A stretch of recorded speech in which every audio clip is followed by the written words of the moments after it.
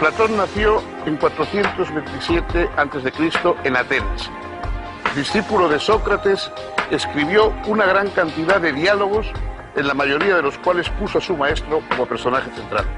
Platón desarrolló una teoría según la cual todas las cosas particulares pueden entenderse en virtud de participar de ideas universales.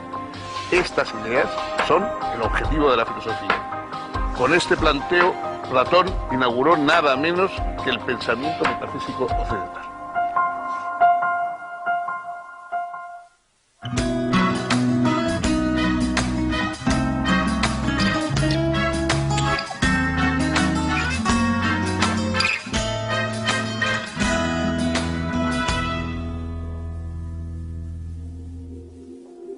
¿Cómo les va? Bienvenidos.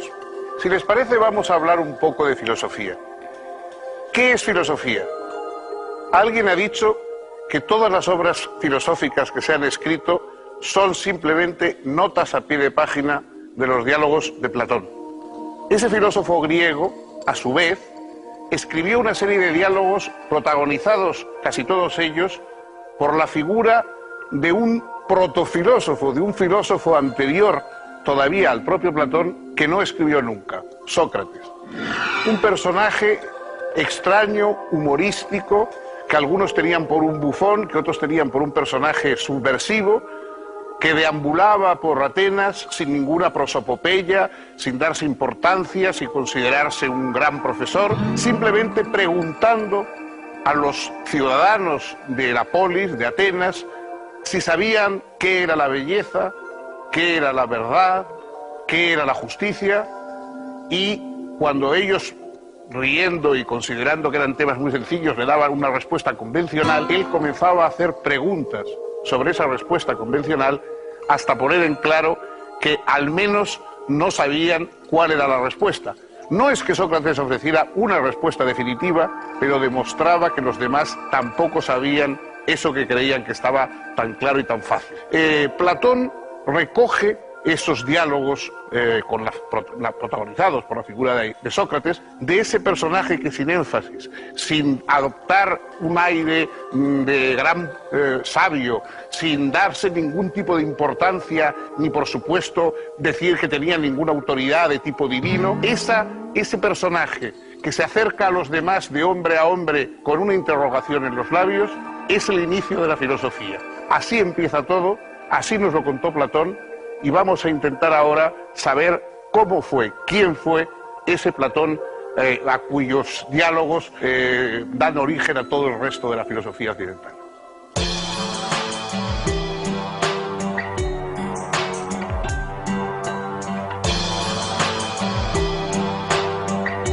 Platón nació en Atenas en el año 427 a.C., en el seno de una familia aristocrática.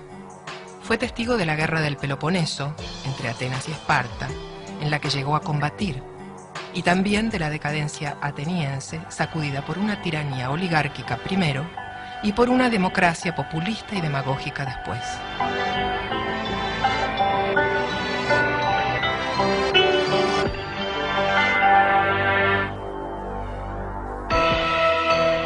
Platón era discípulo de Sócrates, de quien había heredado la búsqueda conceptual y la exigencia ética. Pero Sócrates fue víctima de acusaciones absurdas y finalmente resultó condenado a suicidarse mediante envenenamiento.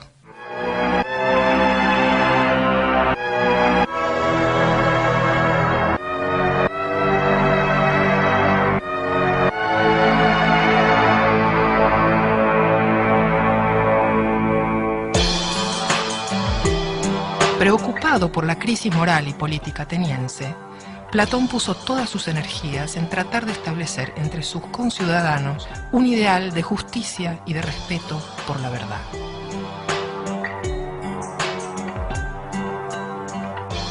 Para ello, fundó su célebre academia, destinada a dar educación filosófica a los futuros políticos y gobernantes, y escribió un gran número de bellísimos diálogos donde abordaba diferentes problemas filosóficos.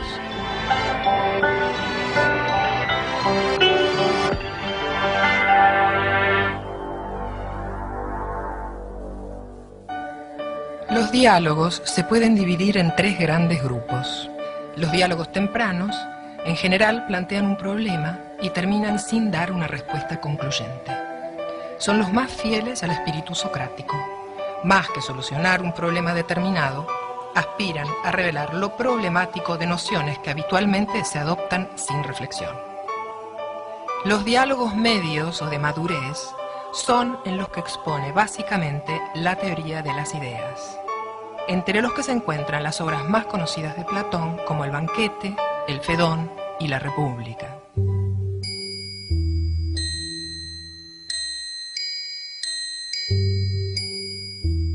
Las ideas, según Platón, son objetivas, eternas y universales. Los triángulos concretos, por ejemplo, pueden ser imperfectos y terminan por borrarse o desaparecer, pero la idea de triángulo, en cambio, es perfecta e inmutable. Es por la idea de triángulo que podemos reconocer que ciertas figuras geométricas, a pesar de lo diferentes que puedan ser entre sí, en tamaño, color, etc., son precisamente triángulos. Lo mismo ocurre con otras ideas no geométricas, como las de justicia, belleza, etc.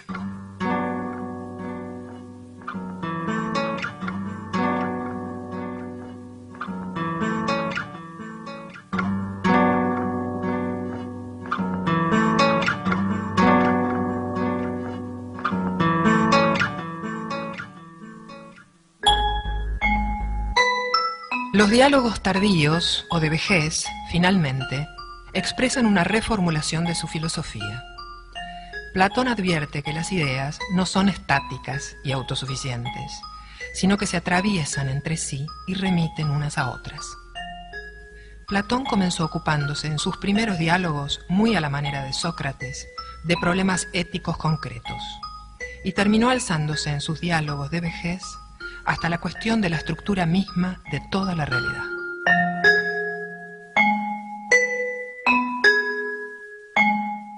Una de las cuestiones centrales de la filosofía, a partir ya del propio Platón, ha sido buscar qué tienen en común las cosas detrás de su aparente diversidad. Nosotros vemos que hay una infinita diversidad de cosas distintas y algunas de ellas las agrupamos en una especie de clases o colectivos. Hablamos de árboles, de hombres, de peces, de estrellas, y quiere decir que esa diversidad de cosas tiene algo en común. Ese algo en común que tienen las cosas de un mismo género, de un mismo rango, es lo que más o menos Platón llama idea. Las ideas son algo así como los arquetipos a partir de los cuales se diseñan toda la diversidad de un grupo de cosas. Todos los hombres, todos los peces, todos los árboles, las plantas, lo que se quiera, es decir, cualquier género que uno quiere tomar. Eso es lo que hay que buscar, eso no es aparente, no se ve. Es decir, nosotros vemos la diversidad de las cosas diferentes, nunca vemos la idea, el concepto. Por eso Platón supuso que esas ideas, esas categorías arquetípicas a partir de los cuales se organiza la realidad, pertenecen a otro orden, a un orden que da sentido al nuestro, pero que está más allá de él.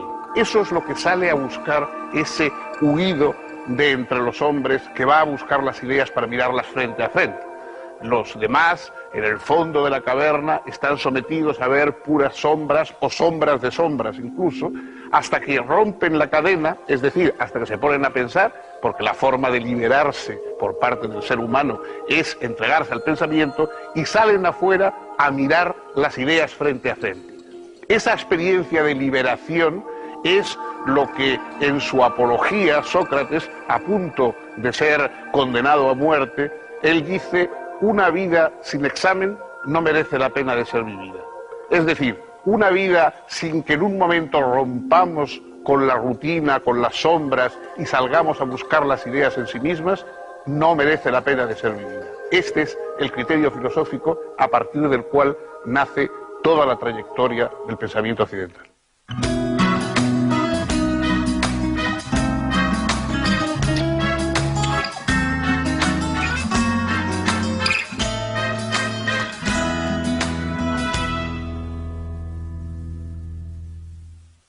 La filosofía nace con un propósito político desde sus inicios. Y Platón es uno de los filósofos con más conciencia y más exigencia política. Él lo que quería no era simplemente una reflexión sobre el mundo, sino una reflexión sobre el mundo que hiciera mejor la ciudad, la convivencia y la organización de los seres humanos. A esa organización mejor, él llamaba justicia. Justicia es la organización de la polis, de la república, de la situación de la comunidad humana, la situación adecuada, es decir, aquella postura en que cada cual está en su sitio. La justicia es que cada cual tenga lo que le corresponde y que cada cual desempeñe el papel que mejor le puede ir en la colectividad. Y sobre eso Platón reflexiona en uno de los diálogos, quizá el más famoso de todos sus diálogos, La República, en la que lo que se plantea es en qué consiste verdaderamente una ciudad bien organizada. El régimen pensado por Platón es rígido. De hecho, en un momento incluso dice que hay que desterrar a los poetas de la ciudad porque los poetas mienten mucho, porque los poetas cuentan y hablan solamente de pasiones y de situaciones subjetivas, y los seres humanos olvidan que la dimensión más importante de sus vidas es la colectiva, es la que comparte con los demás, no la subjetiva. Algunos, Popper por ejemplo, han dicho que Platón es incluso el padre de los estados totalitarios, porque a pesar de lo lejísimos que estamos, naturalmente, del totalitarismo moderno, pero hay una vocación ordenancista, autoritaria, rígida, en el planteamiento cerebral que hace Platón.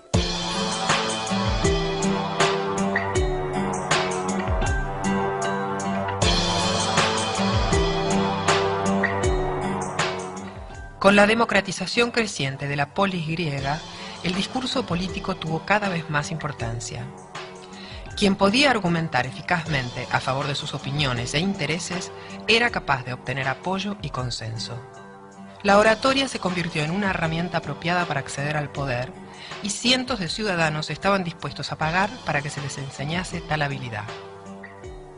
Surgieron así los sofistas, maestros itinerantes que, entre otras cosas, enseñaban a hablar en público. Su influencia fue muy importante, y algunos, como Protágoras y Gorgias, fueron especialmente famosos. Platón los consideraba representantes de la falta de compromiso con la verdad y el relativismo, pues enseñaban a argumentar tanto a favor como en contra de cualquier posición.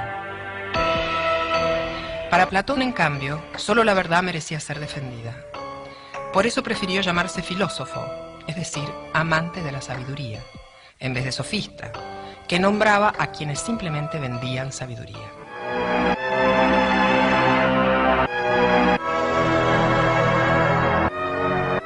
Nada había en la filosofía anterior a Platón que permitiera prever su concepción. Los filósofos anteriores solo habían tratado de explicar la naturaleza física.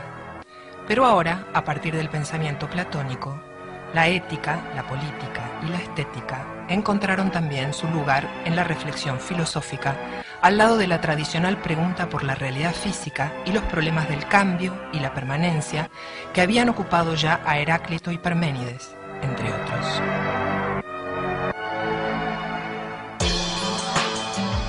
Al formular su teoría de las ideas, Platón se preguntaba qué son la justicia, la bondad, la belleza y las demás propiedades de este tipo. Con este preguntar abre nada menos que el pensamiento metafísico occidental. Platón expone que para que pueda plantearse que algo tiene una propiedad, tiene que haber esa propiedad. Pero ella no está en ninguna parte, ni es percibida por los sentidos. Para Platón se trata de que hay una idea de justicia, que no se agota en ningún acto particular, justo o injusto. Si no hubiera una idea de justicia, no podría llamarse justo a ningún acto. Del mismo modo, podemos encontrar bellas diferentes cosas, pero coincidimos en la idea de belleza, que afirmamos de unas y que negamos a otras.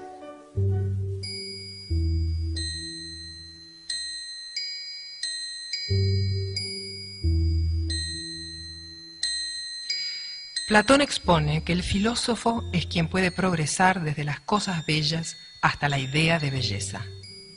El filósofo puede ascender de un cuerpo bello a todos los cuerpos bellos, y de estos a las bellas normas de conducta, y de ahí a los bellos conocimientos, y terminar en el conocimiento de la belleza absoluta, de la belleza en sí. Si la idea de belleza fuera solo subjetiva, si fuese distinta en cada hombre, nadie sabría a qué se refiere otro al decir que algo es bello. La vida en común sería entonces imposible. Esa vida en común exige, según Platón, que podamos compartir algunas ideas que están en la base de toda comunicación. En particular, la idea de justicia.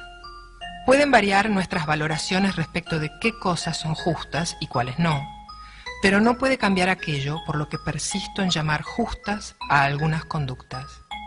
Es porque hay una idea eterna, objetiva y universal de justicia, que es posible alcanzar consensos éticos o políticos.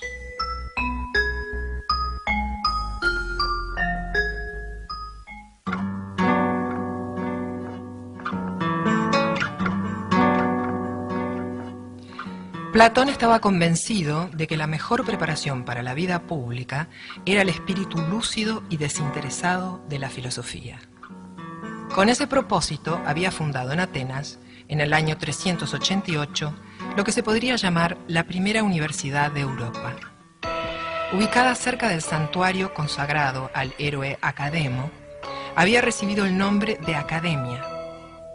A ella concurrieron jóvenes de Atenas y de otras ciudades para aprender no solo filosofía, sino también matemáticas, astronomía y ciencias físicas y naturales.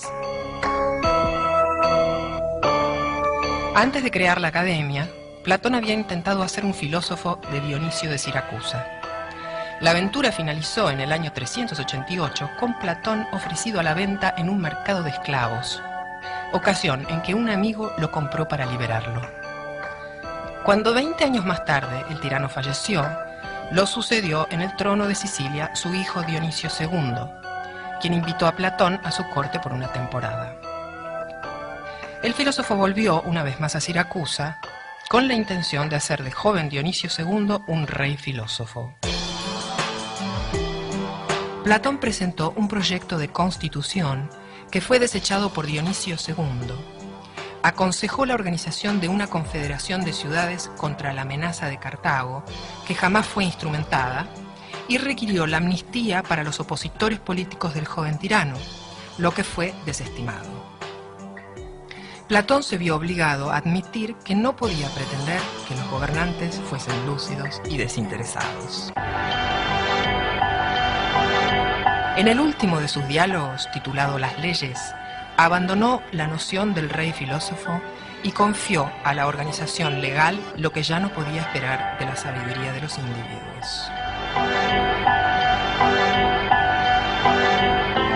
Este es el diálogo más extenso, un diálogo donde Platón ofrece un segundo modelo de Estado, después del de la República, pero un modelo pautado exclusivamente por leyes, a diferencia del modelo de los diálogos medios, donde importa sobre todo que los filósofos gobiernen y pareciera que la ley ocupa un lugar secundario.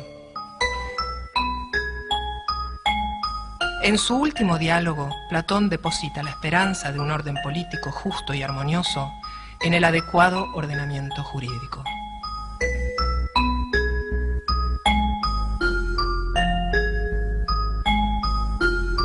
La influencia de Platón en todo el pensamiento, en toda la vida intelectual y colectiva de Occidente, no se puede exagerar. Probablemente, dejando aparte quizá alguna figura religiosa como la de Cristo, es imposible encontrar a nadie que haya tenido una influencia más profunda, más duradera, más extensa que Platón. La obra de Platón sigue siendo leída, sigue siendo comentada, sigue teniendo una extraña frescura, una extraña espontaneidad todavía. Muchos grandes filósofos, muy importantes, muy interesantes, han quedado para ser estudiados por los especialistas o necesitan muchas introducciones, muchos comentarios, porque realmente hoy nos encontramos ante ellos pues un poco desconcertados, no entendemos bien cuáles son sus preguntas, por qué dicen lo que dicen, qué problemas tratan de resolver, etc. Pero sin más, cualquiera puede leer directamente los diálogos de Platón y encuentra algo como la emoción del pensamiento y la emoción de la filosofía. Muchas veces le preguntan a uno, yo quisiera empezar a interesarme, estoy interesando por la filosofía, ¿por dónde empiezo?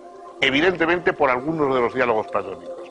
Leer el Gorgias, leer la República, leer el Fedro, leer el Banquete sobre el amor, leer cualquiera de los grandes diálogos platónicos es la mejor introducción a la filosofía, porque ahí sigue estando vivo, activo, bullente, la aventura del pensamiento.